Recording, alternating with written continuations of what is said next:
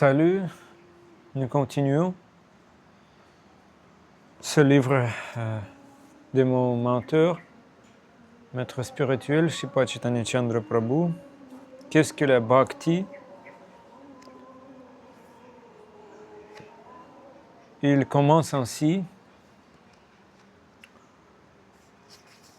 Je vous remercie profondément pour l'occasion de parler de Krishna Katha. Les paroles, les récits sur Krishna. Je peux simplement répéter les paroles de mon maître spirituel, mon Guru Maharaj, et en même temps celles des acharyas précédents. Et cela vous aidera dans la conscience de Krishna. Il ajoutait, si cela peut vous aider à avancer dans la conscience de Krishna, alors je considérerai que j'ai réussi. Mes efforts auront porté leurs fruits. Il parlait, mes efforts auront porté leurs fruits. Il parlait en anglais simple, avec un accent doux. Un peu comme moi aujourd'hui, quand je parle français, peut-être avec un petit accent. Je me souviens de la première lettre que je lui ai écrite. Je lui demandais, puis-je accomplir un service pour vous? Parce que je recevais tant de choses précieuses de ces conférences sur l'Internet. C'est lui, Shripada Chaitanya Chandra Prabhu. Ainsi donc, Shripada Chaitanya Chandra Prabhu, ou Shripada Chaitanya Chandra Maharaj, il m'a répondu, tu peux traduire mes livres en russe. C'est devenu mon service.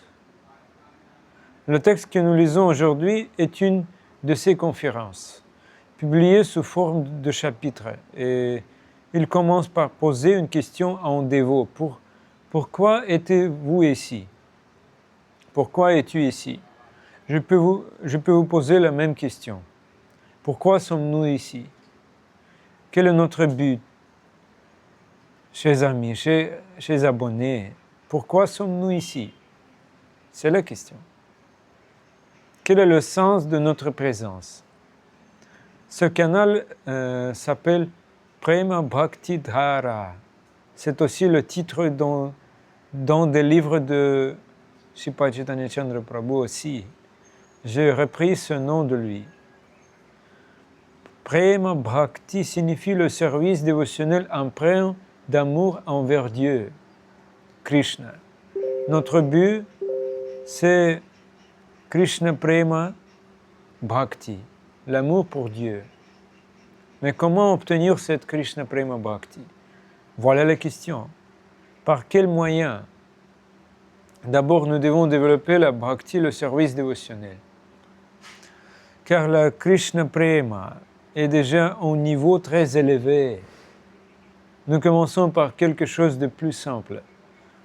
Et tout commence par une association spirituelle favorable et inspirante. Ce qu'on appelle sadhu sangha, le contact avec des saints, des dévots élevés. Je m'excuse d'utiliser parfois des mots sanskrits, c'est une habitude, essayez de les accueillir paisiblement. S'il vous plaît, sadhu sangha veut dire être en compagnie de personnes saintes, des âmes pures. Et quel est le sens profond de cette sadhu sangha? C'est écouter parler de Krishna. Cette association spirituelle, c'est cela, écouter sur Krishna. Et grâce à cette écoute, la bhakti se développe dans le cœur. En bengali, on dit sadhu sangha hoy bhakti mula. La racine mula, mula en sanskrit, la racine du service dévotionnel, bhakti, c'est la compagnie des sadhus. Et aussi, sadhu sangha Krishna nama. Dans la compagnie des saints, on chante le nom de Krishna et on écoute ses gloires.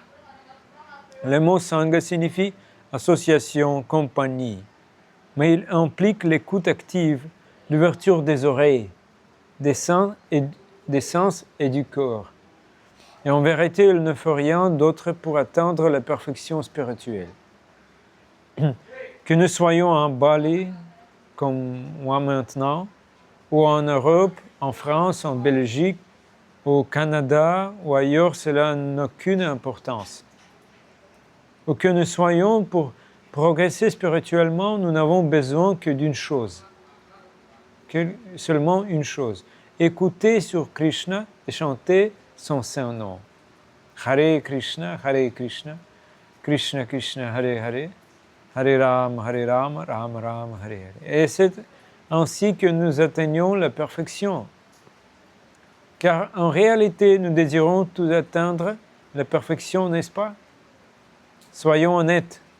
Discuter des actualités de la politique, des séries télévisées, ce n'est pas ce qu'il y a de plus essentiel dans la vie. Ce n'est pas ce qui nous mènera à la perfection. Regardez autour de vous. Nous sommes entourés d'une multitude de choses qui ne font que nous distraire de notre but principal. Nous n'arrivons plus à nous concentrer simplement sur l'écoute spirituelle. Et pourtant, cette écoute, ces sons transcendantaux, nous purifie. Mais souvent, nous n'arrivons pas à nous concentrer parce que notre esprit est envahi de pensées. Alors nous ne sommes pas prêts à nous associer aux sadhus, les âmes saintes.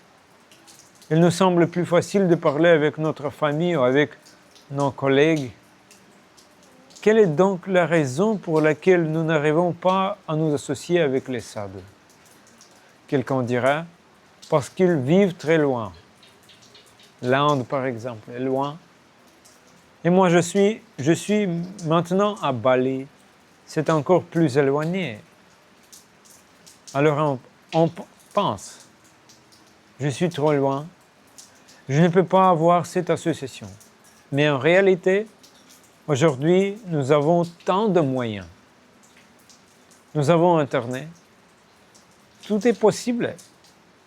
Ce qu'il faut comprendre, c'est pourquoi nous allons voir ensemble. Pourquoi cherchons-nous cette compagnie? Nous allons auprès des âmes saintes pour écouter leur récit sur la personne suprême de Dieu, pour entendre le Krishna Katha et aussi développer en nous la dévotion pour Krishna, cet amour dévotionnel qu'on appelle Bhakti. Et qu'est-ce donc que la Bhakti? Si vous allez dans un temple du mouvement Hare Krishna, vous verrez qu'il y a une certaine organisation. Il y a un président, des responsables, managers, et ils vous disent quoi faire. Ne fais pas ceci, fais plutôt cela. Par exemple, vous vous levez tôt le matin, vous prenez un bain purificateur, puis vous appliquez les signes sacrés, tilaka, sur 12 parties du corps. Les Vaishnavas, dévots de Vishnu, de Krishna, font beaucoup de choses que les gens ordinaires ne font pas. Ils suivent des règles spirituelles appelées les 4 principes régulateurs. Ne pas manger de viande, de poisson, ni d'œufs. Ne pas prendre d'intoxicants. Ne pas jouer à des jeux de hasard. Ne pas avoir de relations sexuelles illicites.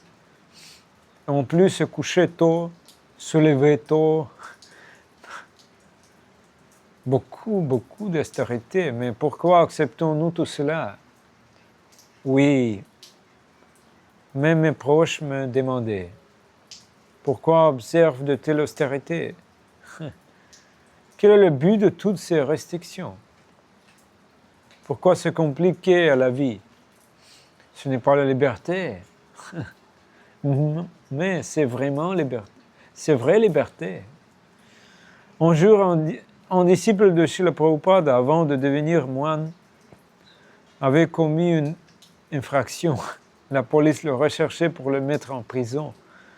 Mais lorsqu'ils ont vu la discipline de vie qu'il suivait dans le temple, ils ont levé les bras. Que pouvons-nous faire? C'est plus austère que la prison.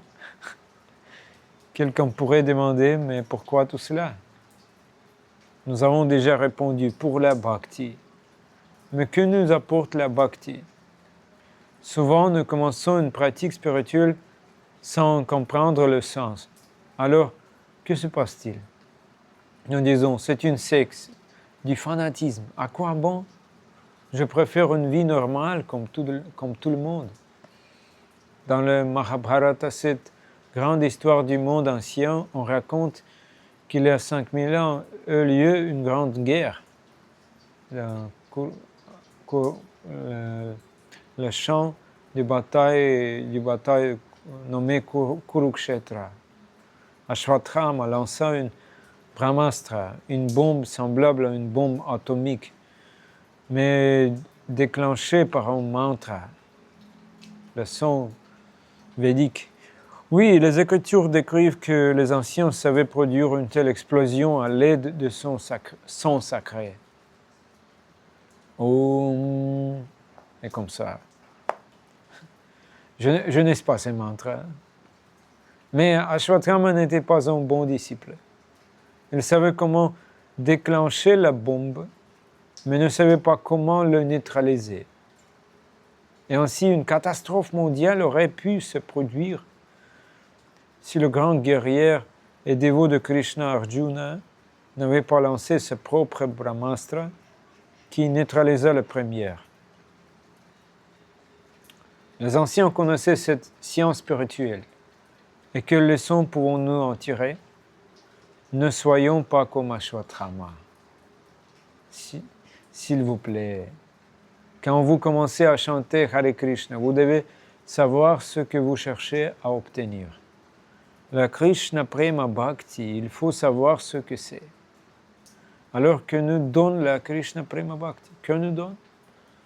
C'est une véritable science. Sans la connaître, nous ne pouvons rien accomplir. Dans la Krishna Bhakti, il y a une caractéristique principale et une secondaire. Principale, Svarupa Lakshana et Tatastha Lakshana, c'est secondaire. La qualité essentielle et accidentelle. Pardonnez-moi encore pour ces mots sanskrits. Mais il est important de le connaître. Le mot bhakti vient de la racine sanskrite bhaj, qui signifie servir. Dans cette racine, la lettre J se transforme souvent en K ou G. C'est une règle du sanskrit. De là viennent les mots bhakti, le service dévotionnel, bhakta, le dévot, Bhagavan, le Seigneur suprême, l'objet du service dévotionnel. Bhakti ou bhajana signifie littéralement service spirituel. Servir, mais servir qui? Servir le Seigneur, servir Bhagavan. Servir un dévot de Krishna, Bhakta.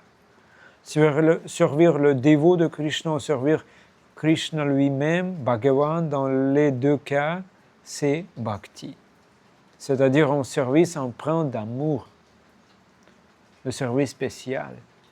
Mais tout autre type de service ne peut être appelé ainsi. Vous pouvez dire, j'ai ma patrie, j'ai ma famille, j'ai mes amis. Oui, c'est bon. Il y a un élément de bhakti dans cet amour, mais ce n'est pas encore la bhakti pure, car cela mène à un autre résultat.